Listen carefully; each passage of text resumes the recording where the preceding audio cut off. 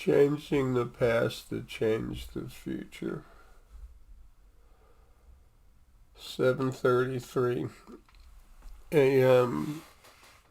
Sunday, October 1st, 2023. I had to make notes on this in the previous video I just made. It's not much in the way of notes, but I see it, I have to write it down because I have no memory.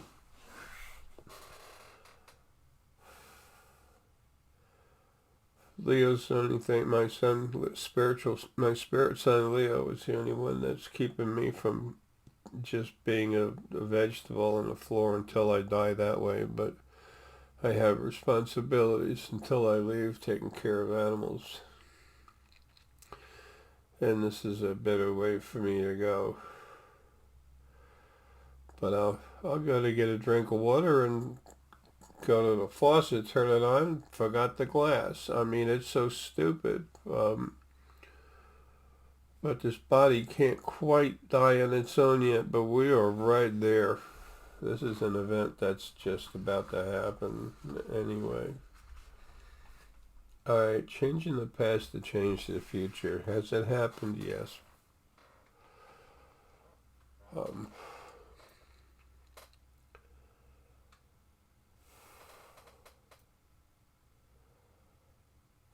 not going to go into what's known, what they call the butterfly effect and everything. That's a whole different thing, and I want to talk about when one particular event is just change, not when people are running around in the past or the future, which is hard for physical beings to do.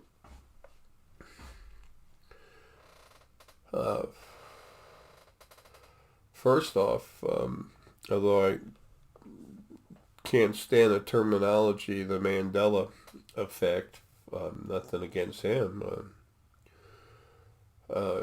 It's like I ate an apple and now I'm not hungry. It's the apple effect. Now it's called eating. Um, Excuse me. Uh,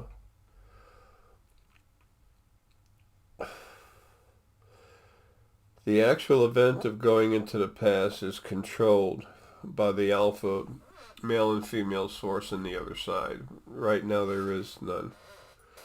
There really hasn't been any stable control over there. There's source beings over there helping out, and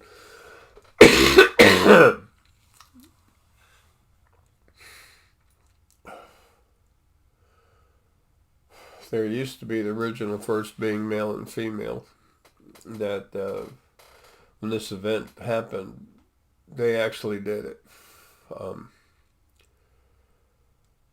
and it was such a sad display of their inadequacies, their lack of abilities to do anything. The original first being, they've made themselves known as your god, and they were also your acting devil, um, depending on what they did, good or bad.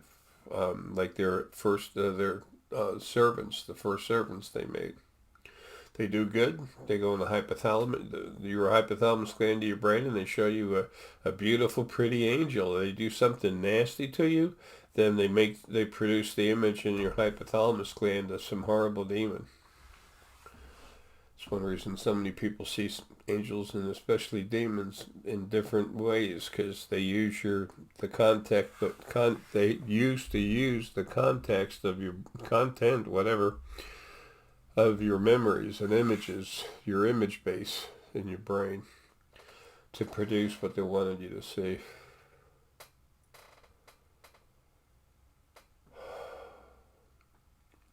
Y'all going to start learning about this stuff, because Lily and I are just going to go into you and show you. We're not going to control you. If you're doing something real bad, but you're a good person, I'll tell you to stop. If you don't, I'll just destroy you. I won't say anything. I know who you are anyway, all of you.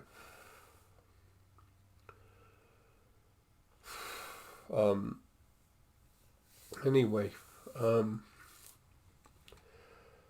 so Source has a final control on it, but it has to be very strong, powerful Source, because when they change an event to keep it from happening, then they immediately flow outward into everyone's brain. And I'm talking about folks that were ETs that were visiting.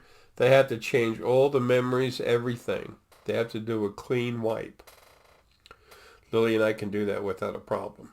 But we have to be both ourselves out of body. I have to be out of this body and put her and I back with our main bodies.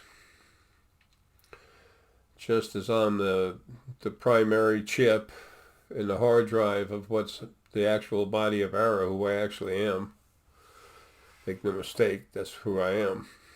But I'm just, the only thing in this body that would fit would be the primary chip off the hard drive. The same thing with Lily, the piece of Lily that's with me.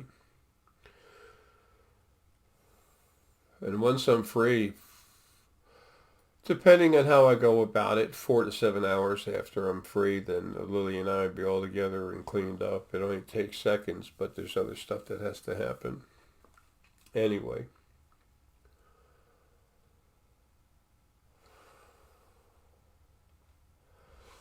So,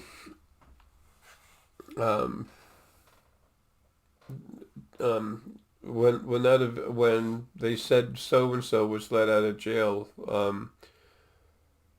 Mr. Mandela, I said, crap, he died already. And my brain is nothing they could just turn around and think whatever they want. It doesn't work like that. You don't go up to Stone Mountain with a pickaxe and hit it one time and expect it to break. Ain't gonna happen.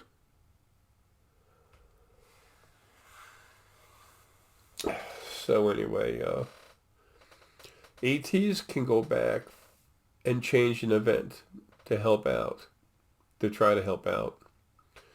But number one, Source has to allow it, provided that there's Alpha Source in charge, which there will be again very soon. And they can only do it partially because they can only access so many people's brains and stuff. They can go into your hypothalamus and put in thoughts and stuff. A lot of the older races can do it telepathically. But they can't reach everyone. And the alpha, male and female Source, especially the male, that's the field energy that's everywhere. It's going to allow or not allow it. And once something goes there into the past, or if they try to get to the future, that sends off alarms with the ETs, especially with the Drak, the oldest race, and the Neantids. And then they alert the proper group, which has got their own, which they have representatives, their race has representatives in, and they bring the people to account, or tell them no more and whatever, smack their wrists if there's a reason for it. But anyway, so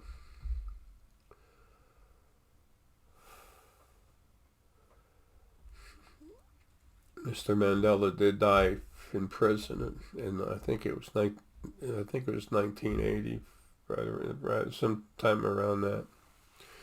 But then it was changed. Just so you know.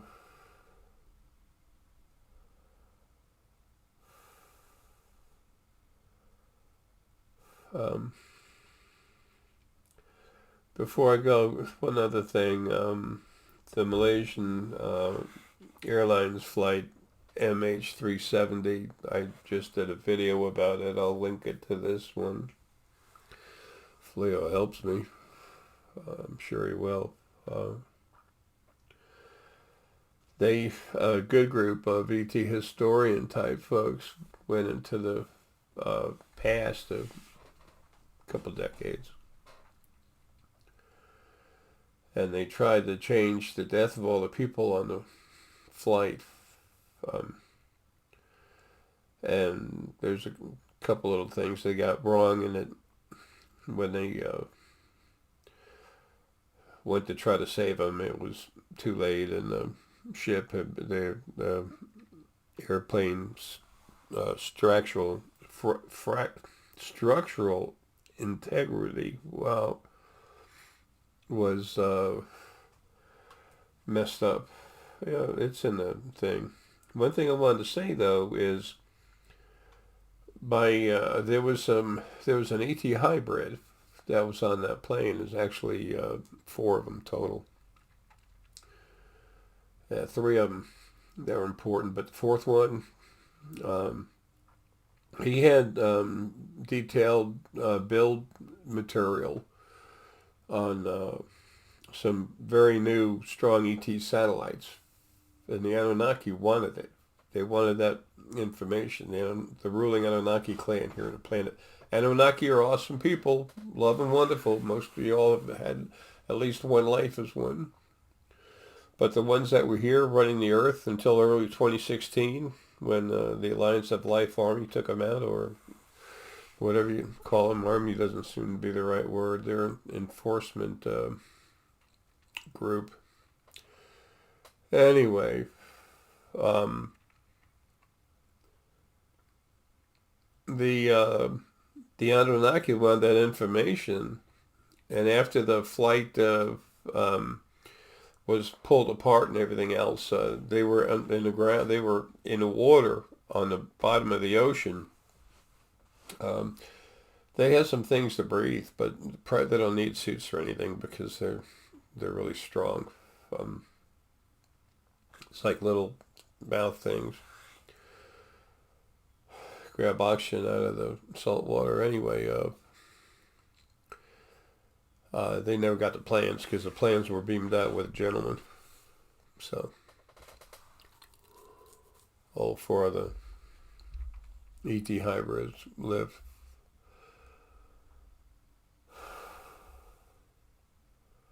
Anything else that you need to know about that? I might tell Brett, a friend of mine, Brett Lavender. Might tell him about it, or my buddy Alex. I have a good friend that's a ET hybrid that has a ship just over 4 times the mass of Spain. He's in the air. There's also a manufacturing ship that's here that's 8 times that big. So when I say Alex, I'm talking about my friend Alex, Alexis Hart. I'm not talking about my other friend, so that's why I started calling my ET hybrid friend Alan. I consider him my brother. Hell, we're all family. We all came from the original first being. They created this mess, and through what I've titled Creation's Purge, I'm cleaning it and rebuilding it with Lily's help. She's the real power. She's the love and compassion. And those people that don't understand metaphysical and they still keep trying to talk about it, the ones that are a problem, I'm just getting rid of. Either pulling out a body or just deleting while they're in the body and delete the body. But the people that just don't know better, that aren't bad people, I'm going to show them. They're so embedded in this BS thought process, especially, I have this degree and that degree. That means you've really been fucked with and you don't know shit. Like Freud, he was 37% lower frequencies and a sick son of a bitch. Anyway, I'll show him, and if I need to, I'll show him the image of a dragon and scratch the skin. Just enough to make it bleed a teeny bit, but it's not to hurt them, it's to get their attention and show them. Not only is it real, it's physical real. See? Just enough to wake them up. This isn't about hurting anyone. It's about destroying the abusers. Destroying the vehicle of your abuse as well. That's why everyone will eventually be out of these physical bodies. I'm going to do that less than 6 years from now. I hope that helped someone. I know it did. All right, folks. Lillian, I love you. Take care, and